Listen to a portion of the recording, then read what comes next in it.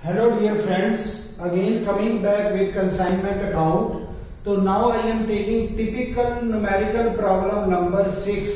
आज मैं typical numerical problem number 6 solve करने जा रहा हूँ. And here one thing is important missing. क्या हमारे पास missing है? यहाँ पे where goods sent on consignment is missing. तो हमने ये technical problem ली है. Here goods sent on consignment at IP is missing. IP means invoice price is missing, and I have to clear first of all diagnose this problem. सबसे पहले हम इस problem को study करेंगे. Then we have to go with the solution. तो it is the important sum. कई बार हमारे sum में हमारे न्यूमेरिकल प्रॉब्लम में ये भी होता है कि when goods sent on consignment is missing we have to calculate it, then we have to proceed with consignment account. कई बार हमारी प्रॉब्लम सिंपल नहीं होती.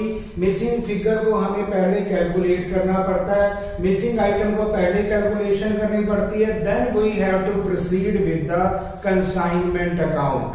सो it is new problem where goods sent on consignment is missing. यहाँ पे हमारी goods sent on consignment missing है, तो हम उसकी कैलकुलेशन करेंगे. सबसे पहले हम प्रॉब्लम को स्टडी कर लें. The account sale received from an agent disclosed that total sale affected by him during 1999-2000 amounted to ₹4,50,000. अब हमारी ये प्रॉब्लम स्टार्ट हो रही है with the amount of sale given by the consignee in account sale. अब account sale में हमारा agent और कंसाइनी हमें डिस्क्लोज कर रहा है कि हमारी टोटल सेल हुई है 4,50,000. It means it is the credit side of consignment account. यहाँ से हमारी स्टार्टिंग हो रही है और यहाँ पे हमें सेल अमाउंट गिवन है 4,50,000. अब 4,50,000 में क्या इंक्लूड है? This included ₹3,12,500 for sale made at invoice price, जिसमें हमारी 3,12,500 की जो सेल है ये इनवॉइस प्राइस पे की गई है बाय आवर एजेंट. ये एजेंट डिस्क्लोज कर रहा है कि जो आईपी मुझे बताया गया था उसमें मैंने 3,12,500 की जो सेल है वो मैंने इनवॉइस प्राइस पे की है, विच इज कॉस्ट प्लस 25%. जो हमारा कंसाइनर अब डिस्क्लोज कर रहा है कि जो मैंने इनवॉइस प्राइस बनाया था वो था cost plus 25% and the balance. अब हमारा कंसाइनी कहता है जो बैलेंस है 4,50,000 में 3,12,500 तो इनवॉइस प्राइस की सेल है, और जो रिमेनिंग बैलेंस है इसमें अगर हम डिडक्ट करें वो 10% अबव द इनवॉइस प्राइस है. यानी यहाँ पे कुछ हमारा इनवॉइस प्राइस है, जो रिमेनिंग बैलेंस होगा जो 4,50,000 में इंक्लूड होगा वो 10% अबव द इनवॉइस प्राइस है. यहाँ पे हमने नोट कर लिया ही इंकर्ड. अब ही का मतलब यहाँ पे एजेंट बात कर रहा है क्योंकि उसने अकाउंट सेल रिमिट किया है. That is the description of account cell. तो अकाउंट सेल कौन रिमिट करता है? That is remitted bye the consignee. अब कंसाइनी ने इंकर किए 5,000 रुपीज, जिसमें 1,800 हमारे रेकरिंग इन नेचर हैं. अब रेकरिंग को हम कहते हैं इनडायरेक्ट और नॉन रेकरिंग को हम कहते हैं डायरेक्ट. इसका मतलब 1,800 हमारे इनडायरेक्ट हैं और यहाँ पे 5,000 माइनस 1,800 अगर हम लेस करते हैं तो इसमें 3,200 हमारे नॉन रेकरिंग होंगे जिनको हम डायरेक्ट कहेंगे. That is paid by consignee और एजेंट. अब कहते हैं forwarding expenses of the consignor. अब कंसाइनर ने कितना स्पेंड किया है? 2,400. एजेंट ने रिमिट किया balance through bank draft after deducting the expenses. अब उसने जो बैंक ड्राफ्ट रिमिट किया उसमें अपने एक्सपेंस डिडक्ट किए और 5% उसका कमीशन है ऑन ग्रॉस सेल. ये हमारा एजेंट डिस्क्लोज कर रहा है. उसके बाद बैड डेट्स हुए 850 और bills payable accepted by him. उसने बीपी एडवांस के तौर पे एक्सेप्ट किया था 10,000 और closing stock eight original cost. Original cost का मतलब कॉस्ट प्राइस पे हमारा क्लोजिंग स्टॉक पड़ा है उसके पास जिसकी कीमत है 50,000। अब हमें अपना एक कंसाइनमेंट अकाउंट बनाना होगा in the books of consignor, और हमें एजेंट का अकाउंट भी बनाना है जिसको हम कहते हैं consignee and consignor. Consignment account हम बनाएंगे in the books of consignor.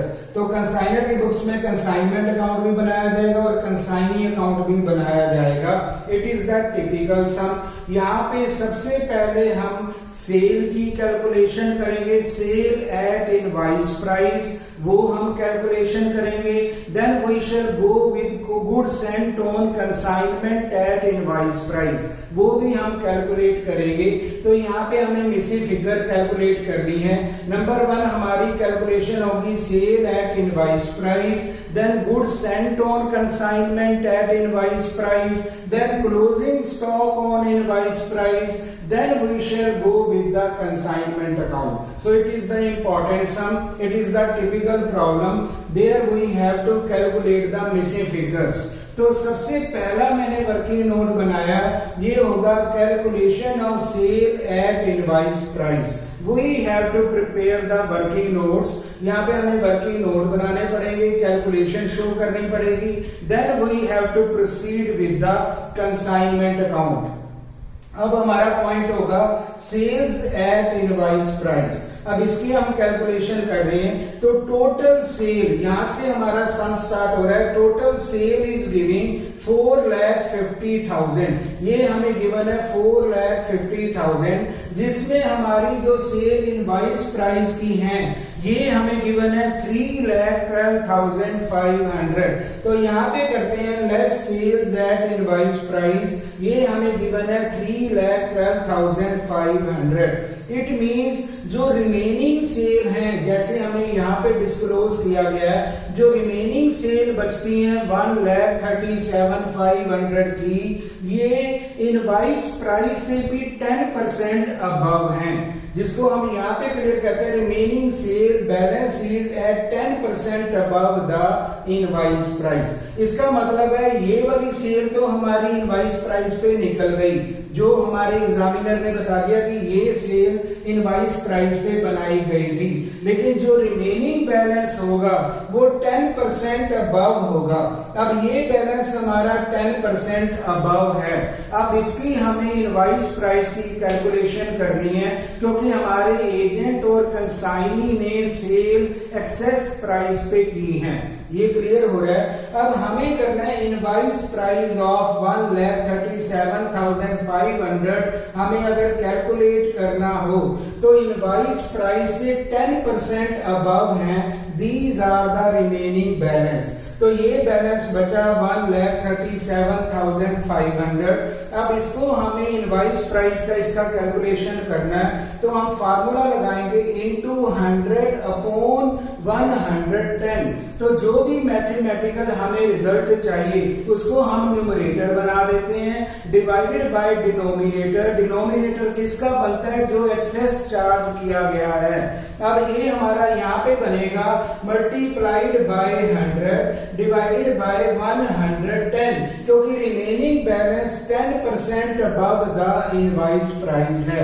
इसका मतलब मुझे अब रियल इनवॉइस प्राइस चाहिए, तो जितना रिमेनिंग बैलेंस है उसको हमने मल्टीप्लाई कर दिया, मल्टीप्लाइड बाय 100।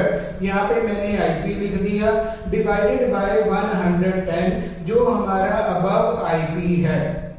अगर हम इसको सॉल्व करें तो हमारा 1,37,500 में 1,25,000 का इनवॉइस प्राइस आ जाता है। तो ये हमारा यहाँ से मिला 1,25,000, और ये सेल हमारी वैसे ही गिवन है सम में कि ये इनवॉइस प्राइस पे हैं, तो दोनों को अगर हम प्लस करें तो total sales at invoice price ये बनेगी हमारी 4,37,500। इसका मतलब हमारे सम में टोटल सेल जो इनवॉइस प्राइस पे हुई है उसका अमाउंट है 4,37,500। 500, ये हमने कैलकुलेट कर लिया। तो पहला स्टेप था कि हमें टोटल सेल आईपी पे कैलकुलेट करनी है। तो एक तो हमें प्राइस गिवन था आईपी का, जो रिमेनिंग बैलेंस एक्सेस था वो हमने फार्मूला लगाया मल्टीप्लाइड बाय 100 डिवाइडेड बाय 110, जो एक्सेस लगाया था उसका अमाउंट आ गया 1,25,000। अगर हम टोटल करते हैं, टोटल सेल एट आईपी ये हमारी बनती है 4,37,500। अब हमारा अगला स्टेप होगा, अब हमें कैलकुलेट करना है गुड्स एंड ऑन कंसाइनमेंट। तो ये हमारी इक्वेशन है, goods and on consignment is equal to sale plus closing stock. अब हमारे कंसाइनर ने जो गुड्स एंड ऑन कंसाइनमेंट की होती हैं उसमें दो कंपोनेंट होते हैं, एक होता है सेल, एक होती है क्लोजिंग स्टॉक। अगर दोनों को मिला दिया जाए ये हमारा स्टार्टिंग का रिजल्ट आ जाता है, इनिशियल हमारा अमाउंट आ जाएगा, that will B goods and on consignment. तो ये हमें अब कैलकुलेट करना है and both the item should be on IP. अब हमने सेल आईपी पे कैलकुलेट कर ली है। अब हम बनाते हैं goods sent is equal to, ये हमने इक्वेशन बनाई, sales at IP plus closing stock at IP. तो दोनों हमारे अगर आईपी पे होंगे, दोनों को प्लस किया जाए तो हमारी गुड्स सेंट ऑन कंसाइनमेंट जो इनिशियली कंसाइनर ने अपने कंसाइनी को सेंड की थी उसका अमाउंट आ जाएगा, that will be on invoice price. अब लेकिन इस सम में हमारा जो क्लोजिंग स्टॉक है ये कॉस्ट प्राइस पे है। अब इसको पहले क्या करना होगा, इसको पहले आईपी पे कन्वर्ट करना होगा।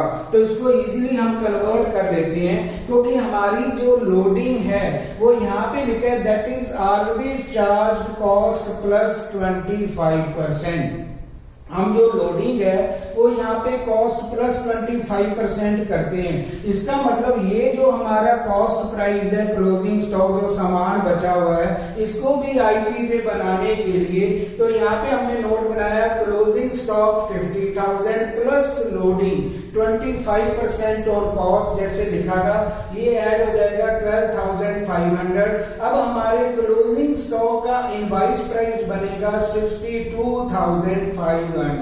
तो ये भी हमने बना लिया। अब हमारे पास दोनों पिक्चर, सेल भी हमने इनवॉइस प्राइस पे कैलकुलेट कर ली है और हमने क्लोजिंग स्टॉक और आईपी पे कैलकुलेट कर ली, क्योंकि ये सीपी पे था, हमने लोडिंग ऐड कर दिए 25%, ये भी आईपी बन गया।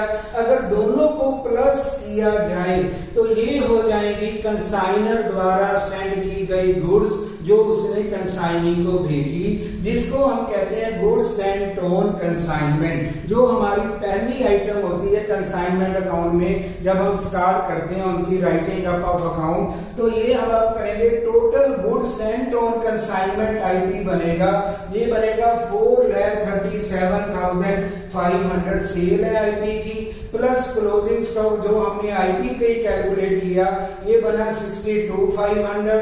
तो total goods sent on consignment आ गई है 5 लाख।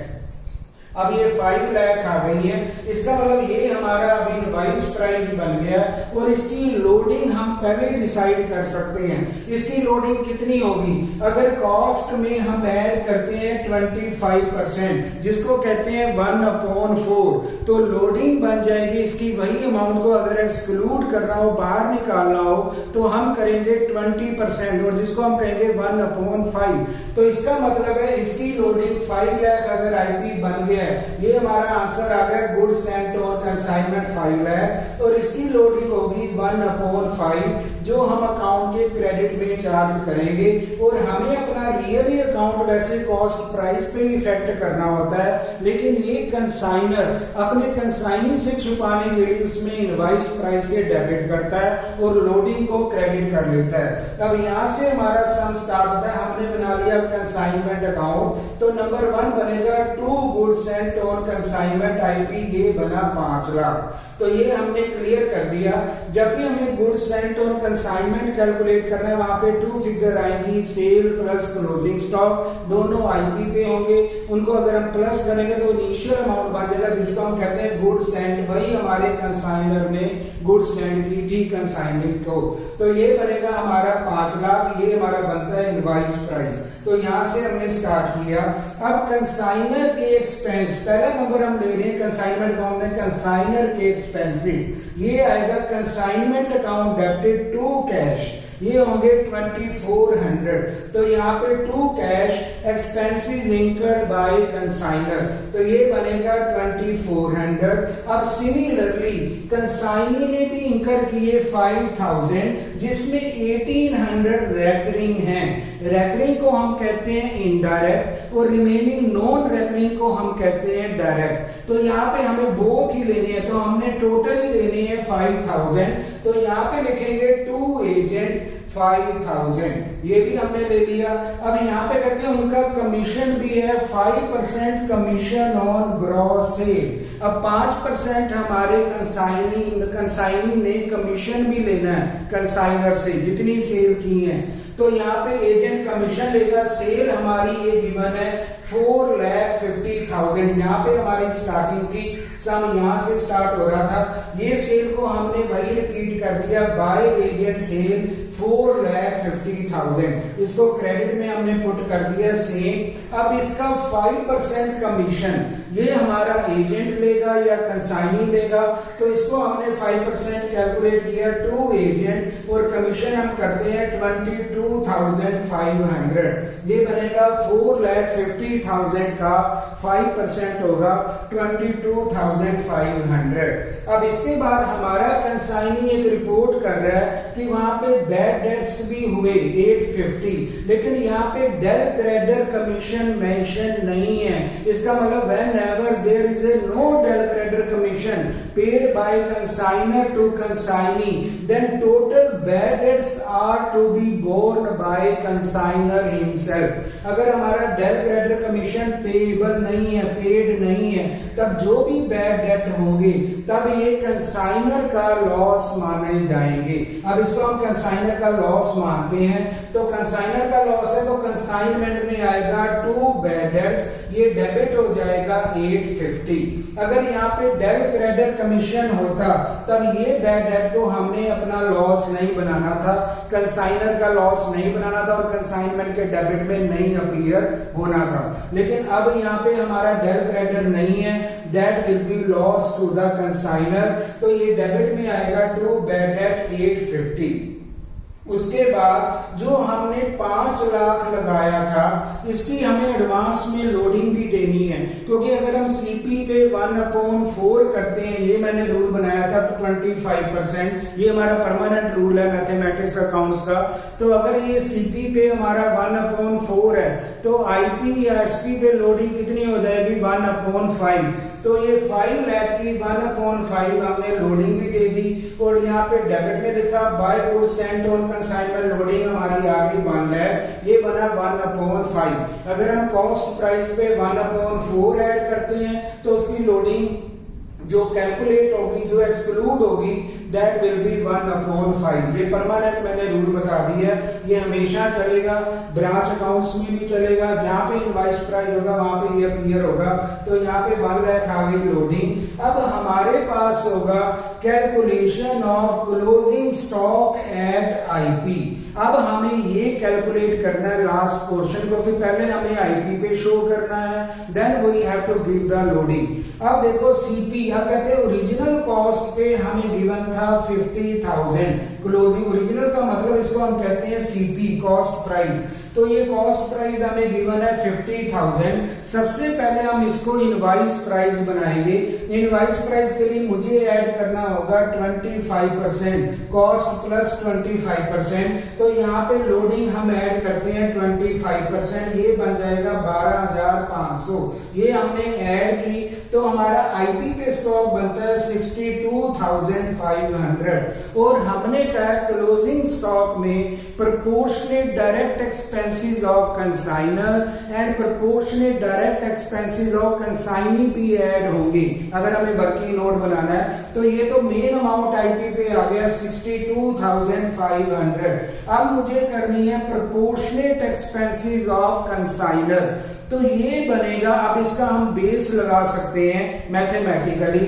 अगर 4 लाख पे, अब मैथमेटिकली अगर आप सॉल्व करोगे तो हम ये लगा सकते हैं, अगर 4 लाख कॉस्टिंग कैसे बनी, 5 लाख हमारा गुड्स एंड और कंसाइनमेंट है, लोडिंग हमारी इसमें माइनस हम करते हैं 1 लाख, इसका मतलब ओरिजिनल कॉस्ट यहाँ पे 4 लाख की है। तो अगर गुड्स एंड हमने 4 लाख की है हमारे कंसाइनर ने, तो उसने इंकर कितने किए 2400, क्योंकि कंसाइनर के ऑल एक्सपेंसेस आर डायरेक्ट हमने कहा, तो कंसाइनर के एक्सपेंसेस होंगे 2400। अगर 50,000 क्लोजिंग स्टॉक रह गया तो उसके प्रोपोर्शनेटली कितने आएंगे, तो यहाँ पे हम मैथमेटिकली कर सकते हैं 2400 divided by 4 lakh multiplied by 50,000, इसका मतलब 1/8 पोर्शन हम कह सकते हैं that is line with the consignee. 1/8 भाग रह गया जो हमारे एजेंट के पास है और वही प्रोपोर्शन हमारा डायरेक्ट एक्सपेंसेस में लगेगा। वो कैसे रहा, टोटल गुड्स एंड कॉस्टिंग कितनी है 5 लाख में 1 लाख अगर लोडिंग कर दी जाए, ये एक्चुअल कॉस्ट है 4 लाख और यहाँ पे ये भी हमारा 50,000 है, ये भी कॉस्ट प्राइस है। अगर कॉस्ट प्राइस मिलेगा उसके बेस में हम प्रोपोर्शन एक्सपेंसेस का कैलकुलेट कर सकते हैं। तो 4 लाख पे कंसाइनर ने स्पेंड किए 2400, तो 50,000 पे उसका कितना होगा, ये बनेगा 2400 divided by 4 lakh multiplied by 50,000, जिसको हम कह सकते हैं 1/8 पोर्शन, 1/8 पार्ट हम कह सकते हैं। तो हमने लिया 1/8 पार्ट ऑफ 2400, तो ये बनेंगे 300 एक्सपेंस बनेंगे 300, ये होंगे कंसाइनर के। सिमिलरली कंसाइनी, अब कंसाइनी के हमें डायरेक्ट लेने हैं, कहते हैं 5000 उसका टोटल है जिसमें 1800 इनडायरेक्ट है, इनडायरेक्ट को हम कहते हैं रेकरिंग, इसका मतलब नॉन रेकरिंग कितने होंगे, नॉन रेकरिंग होंगे 3200। हमें डायरेक्ट लेने होते हैं, नॉन रेकरिंग लेने होते हैं in the case of closing stock, तो इसका मतलब हमें अब करना होगा 1/8 पार्ट ऑफ सेम 3200। अब हमारा 1/8 पार्ट रह गया क्योंकि क्लोजिंग स्टॉक जो हमारा कॉस्टिंग है वो 1/8 पार्ट है जितना हमने सेंड किया था, 4 लाख दिए थे 50,000 बच रहा है, तो ये 1/8 पार्ट है। तो अब हमें करना है 3200 कैसे बचे, टोटल 5000 में हमने 1800 जो रेकरिंग है इनडायरेक्ट को कंसाइनी के लेस कर दिया, आउट ऑफ विच है उसमें इंक्लूडेड है, इसका मतलब 3200 जो नॉन रेकरिंग है डायरेक्ट है उसका अगर हम 1/8 पार्ट कैलकुलेट करते हैं तो वो कंसाइनर के 400 आएंगे। तो 300 हमने कंसाइनर के ऐड किए, 400 हमने कंसाइनी के ऐड किए, डायरेक्ट ऐड किए, तो टोटल हमारा जो क्लोजिंग स्टॉक होगा दैट विल बी 63,200। तो ये हमने क्लोजिंग स्टॉक लिख दिया 63,200, ये क्रेडिट साइड में आएगा टोटल। एक हमने आईपी बनाया plus proportionate expenses of consignor and consignee, तो ये बनेगा 63,200। अब इसकी लोडिंग जो हम ऐड करते हैं वही लोडिंग में चला जाता है। अब यहाँ पे हम करते हैं स्टॉक रिजर्व, ये वही लोडिंग आ जाएगी 12,500 जो हमने वहां पे एडिशन किया था, सीपी को बढ़ाया था, वही प्राइस लोडिंग होता है, एक बार ऐड होता है एक बार हम कैंसिल कर देते हैं, तो वही लोडिंग का अमाउंट आ जाएगा 12,500। अब हम टोटल करते हैं तो हमारी क्रेडिट साइड एक्सीड करती है और हमारा प्रॉफिट होगा 69,950। ये कंसाइनर ने प्रॉफिट कमाया। सो इट मींस इस तरह हम इसकी कैलकुलेशन कर सकते हैं। हमें वर्किंग नोट बनाना पड़ेगा किसी भी टिपिकल सम का। तो हमें सबसे पहले अंडरस्टैंड करना होगा मिसिंग फिगर को, क्या हमें चाहिए। सबसे पहले हमने सेल कैलकुलेट की आईपी पे, फिर हमने क्लोजिंग स्टॉक आईपी पे बनाया, दोनों को हमने ऐड किया तो हमारी आ जाती है goods and on consignment IP पे, वो हमने यहाँ पे पुट की। अगर हमने सीपी पे 1/4 ऐड करते हैं तो इनकी लोडिंग हमें क्लियर होती है कि लोडिंग जो बाहर आएगी इस प्राइस को एक्सक्लूड करने के लिए आएगी वो होगी 1/5। तो ये सारा हमने कर लिया। अब हमें बनाना है books of consignor agent account. तो स्मॉल सा हमने एजेंट अकाउंट बनाया। तो यहाँ पे सबसे पहले हम लेंगे सेल। अब सेल कितने लिए हैं 4,50,000। तो एजेंट अकाउंट में आएगा टू कंसाइनमेंट सेल 4,50,000, यानी डेबिट में हम सेल लेंगे। अब क्रेडिट में हम लेस करेंगे, कमीशन होगा, उसके एक्सपेंसेस होंगे, उसका एडवांस होगा। 3 पार्ट्स को अगर हम लेस करते हैं तो रिमेनिंग उसने चेक दिया होगा अपने कंसाइनर को रिफंड करने के लिए। अब यहाँ पे हम क्या लेस कर रहे हैं, सबसे पहले हमने एक्सपेंसेस जो एजेंट ने एक्सपेंस इंकर किए ये हम लेस करेंगे। तो ये बनेगा बाय कंसाइनमेंट एक्सपेंसेस, ये होंगे 5,000। उसके बाद कमीशन हमने 22,500 लेस करना है, ये हमने कमीशन कैलकुलेट कर लिया था। यहाँ पे डेल क्रेडिट कमीशन गिवन नहीं है, तभी मैंने बैड डेट्स को लॉस बनाया और हमने कंसाइनमेंट के डेबिट में बैड डेट को डाला है। अगर यहाँ पे डेल क्रेडिट कमीशन का नेम गिवन होता तब हम बैड डेट को डेबिट में नहीं डालते। तो इसका मतलब है अब हमें कमीशन दे दिया, एक्सपेंस दे दिए और एडवांस कितना दिया 10,000। अगर हम 3 थिंग्स को लेस करते हैं 4,50,000 में, जो रिमेनिंग आंसर होगा that must be refunded by consignor by agent to consignor. तो रिमेनिंग जो अमाउंट होगा वो किसी एजेंट और कंसाइनी ने अपने कंसाइनर को रिफंड किया होगा। तो सेल अमाउंट में से 3 थिंग्स हमने यहाँ पे डिडक्ट की हैं। तो remaining amount will be refunded bye consignee और एजेंट टू कंसाइनर। तो थ्रू बैंक ड्राफ्ट उसने उसको रिमेनिंग सेल की मनी वापस कर दी होगी। In this way we have to calculate the technical problem. तो हमें इसमें मिसिंग फिगर कैलकुलेट करनी होती हैं and we can solve and we can go with the initial problem. So if you like this lecture, please share it and make like and subscribe to your friends also and send your friends also. Thank you very much. Thank you.